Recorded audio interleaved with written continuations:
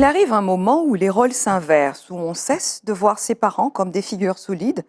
On les voit fatigués, on les voit oubliés, on les voit devenir dépendants. Ce moment bouleverse, il réveille de l'amour, mais aussi de la peur, de la colère, parfois une dureté que l'on ne se reconnaît pas. La question n'est peut-être pas suis-je un bon enfant pour mes parents, mais plutôt comment est-ce que j'aime quand l'autre devient vulnérable. Bienvenue dans l'envers du décor. Aujourd'hui, nous parlons de ces moments où les enfants deviennent peu à peu les parents de leurs propres parents, quand il faut veiller, rappeler, décider, protéger. Un basculement souvent silencieux qui est chargé d'émotions contradictoires. Comment accompagner la vieillesse sans tomber dans la dureté, le jugement ou encore l'infantilisation? Comment trouver la juste place entre responsabilité, tendresse et fatigue? C'est ce que nous allons voir aujourd'hui dans l'envers du décor.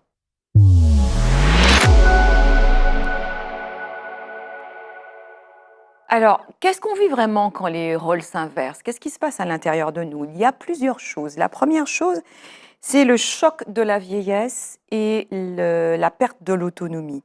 Voir l'autre ralentir, oublier, dépendre, réveille en nous une peur profonde, de la tristesse aussi, et puis parfois un sentiment d'impuissance. Ce n'est pas seulement l'autre qui vieillit, mais c'est aussi une image de cette personne qui prend un coup. Et la deuxième chose, c'est l'inversion des rôles qui est progressive. La personne qui guidait, celle qui protégeait, celle qui décidait, devient à son tour celle qu'on accompagne, celle qu'on rappelle, celle qu'on soutient.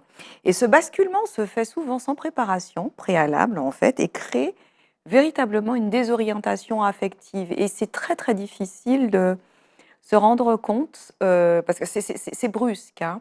C'est un basculement, c'est brusque, on ne le voit pas venir et on réalise du jour au lendemain, en fait, que nos parents ne sont plus, en fait, ce qu'ils sont aujourd'hui ne correspond pas et ne correspond plus à l'image que l'on s'était forgé d'eux de façon inconsciente, en l'occurrence.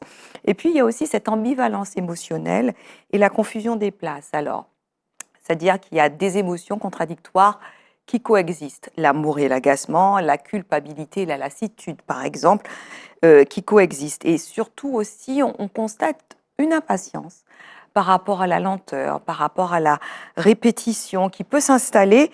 Et ce constat, en fait, cette impuissance, cette impatience peut conduire à une forme de contrôle, une forme de dureté, sans qu'on en ait toujours conscience. Alors, on va quand même explorer véritablement ce qui se joue sur le plan émotionnel.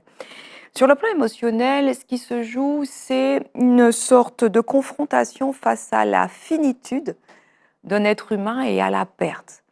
Quand on voit cette personne ou ces personnes face à nous, on est obligé, on ne peut pas s'empêcher de penser à la perte et au fait que celles qu'on aime, ces personnes qu'on aime, ne sont pas éternelles. Voir vieillir ses parents confronte directement à sa propre vulnérabilité. On n'est pas prêt à assumer ce rôle, on n'est pas prêt à devenir parent de ses parents. Il n'y a pas d'école pour ça, en l'occurrence, hein. Et ça fait aussi référence aussi au temps qui passe et à la peur de la perte. C'est pas seulement l'autre qui change, c'est surtout toute une sécurité intérieure qui bascule, qui vacille, c'est ça. Et la dureté aussi peut être perçue comme défense face à l'impuissance, parce que face à ces sentiments d'impatience, de froideur, d'agacement, on se demande si on a cessé d'aimer. Ce ne sont pas les signes d'un manque d'amour, c'est plutôt une réaction de protection face à ce qu'on ne peut pas réparer, face au temps qu'on ne peut pas rembobiner, et puis face à ces choses, cet état de fait, cette réalité qu'on ne peut pas maîtriser.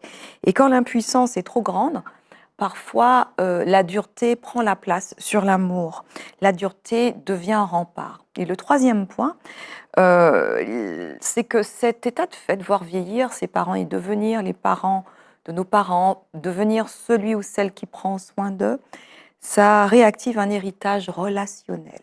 Un héritage relationnel, c'est-à-dire que dans cette relation inversée, l'enfant que l'on est, l'enfant adulte, agit souvent à partir de ce qu'il a reçu, à partir de ce qu'il a subi ou à partir de ce qu'il a tenté de réparer. Les mots, les gestes et le ton employé, en fait, révèlent comment l'amour nous a été transmis, entre douceur et dureté, entre douceur et rudesse.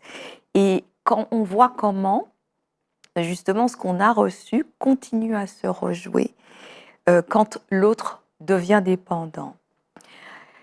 Maintenant, on va se poser une question pivot, une question clé dans notre rubrique « Et si on se disait la vérité ?» Et cette question, c'est « Et si ce que nous appelons aider nos parents, entre guillemets, c'était pas plutôt un révélateur de notre propre difficulté à accepter qu'ils deviennent vulnérables et qu'on n'a pas, nous, en tant qu'être humain, en tant qu'individu, le pouvoir de tout réparer ?»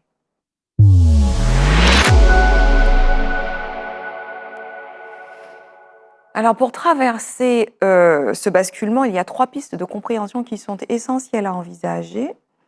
La première étant le changement de regard sur la dépendance. Vieillir, c'est pas redevenir un enfant au sens moral, c'est pas perdre sa valeur, c'est pas perdre son histoire, ce n'est pas perdre sa dignité. C'est entrer dans une autre phase de vie qui est marquée par plus de fragilité, par plus de lenteur et parfois plus de confusion. Et ce passage demande moins de contrôle et pas du tout de dureté, mais au contraire, il demande davantage de douceur, de patience et de respect. Parce que infantiliser ou juger revient souvent à nier ce que cette personne a été, ce que cette personne a construit et ce que cette personne a aussi transmis. Le deuxième point, c'est qu'il est fondamental d'observer comment l'amour se manifeste au quotidien chez nous, qui prenons soin de nos parents qui vieillissent et la façon dont on les aime. L'amour ne se mesure pas uniquement aux décisions qu'on prend, aux responsabilités qu'on assume, mais il se manifeste dans la façon dont on a d'être présent auprès de ces personnes. Le ton de la voix, les gestes, le regard, l'attention qu'on porte ou l'attention qu'on ne porte pas sont souvent des révélateurs qu'on ne peut pas ignorer. C'est au-delà des intentions, c'est ce qu'on est qui se révèle véritablement et on est ce qu'on a reçu. On peut vouloir bien faire et malgré ça, on peut blesser l'autre par impatience, cette impatience qui peut être nourrie par l'impuissance, par la tristesse, par la déception. On peut aussi blesser par la sécheresse ou par la dureté qu'on affiche pour essayer. Parce que c'est vrai que dans notre culture, particulièrement dans notre culture antillaise, on se dit que c'est la dureté qui fait avancer. C'est pas en donnant. En fait, nous ne sommes pas des ânes, nous ne sommes pas des chiens, nous ne sommes pas des chevaux, nous ne sommes pas des animaux. Hein, quand on fouette un cheval, c'est pour qu'il avance. Nous ne sommes pas des chevaux. La dureté ne fonctionne pas avec l'être humain. Et en fait, quand ça fonctionne, c'est par effet de coercition, ce n'est pas un processus naturel.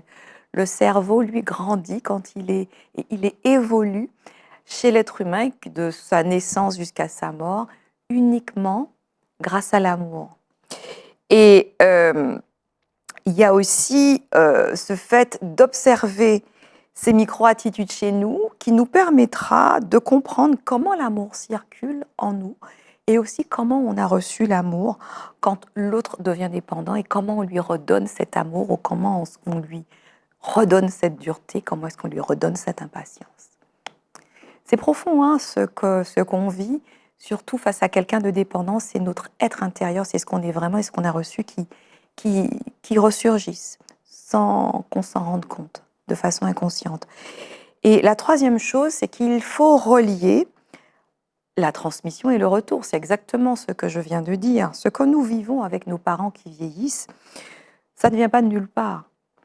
La manière dont nous avons été accompagnés enfants, la manière dont on a été écouté ou pas, la manière dont on a été protégé ou pas, la manière dont on a été brusqué ou pas, laisse une empreinte. Et de la même façon, la manière dont nous traitons aujourd'hui nos propres parents, nos propres enfants surtout, avec attention, respect ou au contraire avec une exigence dure, et là je parle pour les parents qui, quel que soit l'âge de leurs enfants, ont un comportement prédéfini avec eux, il convient de se poser la question, de se questionner sur la façon dont on transmet les choses.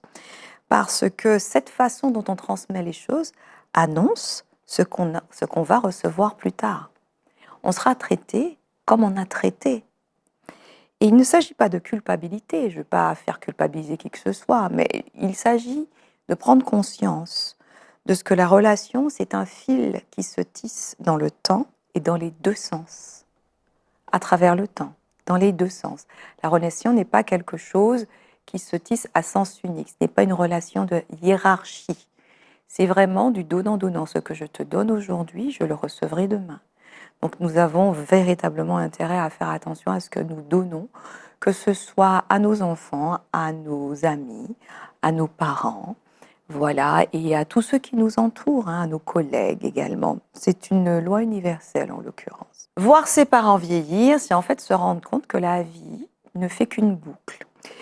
Et une boucle qui part de l'enfance jusqu'à la vieillesse et qui recommence et ainsi de suite. Et la question, ce n'est pas comment être parfait, mais c'est comment est-ce qu'on est attentif à la manière dont on aime et comment, si on n'a pas été aimé d'une façon, on va dire, vertueuse, comment est-ce qu'on se répare pour apprendre à aimer à notre tour de façon vertueuse afin d'être aimé quand nous en aurons le plus besoin dans cette période de vulnérabilité extrême de notre vie, parce que nous allons tous vers la vieillesse. Chaque jour qui passe nous rapproche encore plus de cet état de vulnérabilité physique, émotionnelle, mentale également. Et si ces réflexions résonnent en vous, si vous souhaitez approfondir ces dynamiques familiales, ces dynamiques émotionnelles, mais aussi ces dynamiques transgénérationnelles, je vous invite à aller explorer l'univers et les ressources de Bicom en ligne, un espace qui va vous permettre de comprendre ce dont on hérite, ce qu'on peut transformer, et puis comment accompagner et être accompagné dans notre vie et accompagner les autres avec plus de justesse, avec plus d'amour. D'ici là, je vous dis à très bientôt. On se retrouve mardi prochain, si Dieu veut, pour un nouvel épisode de l'envers du décor. Merci d'avoir été avec moi jusqu'au bout. À bientôt.